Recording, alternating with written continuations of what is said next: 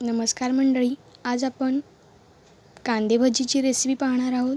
त्यासाठी लागणारे साहित्य: कांदा घ्यायचा आहे, त्याचे साल काढून घ्यावे, नंतर तो उभा चिरून नंतर तो पातेल्यामध्ये घालावा म्हणजे आपल्याला बरोबर मिक्स करता येईल।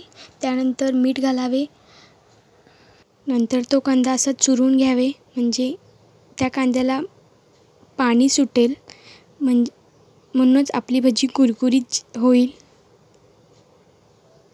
नंतर धनेपूड घालावी, परत एकदा असा चुरून घ्यावा कांदा,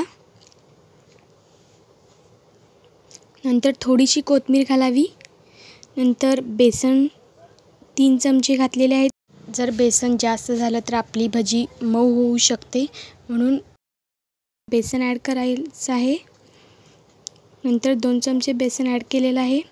परत एकदा चुरून घेतलेला आहे कांदा, परत एकदा पीठ एकत्र करून घ्यावे। नंतर त्यामध्ये गरम मसाला ॲड करावा। नंतर आपली भजी गरम तेलात सोडायची आहे।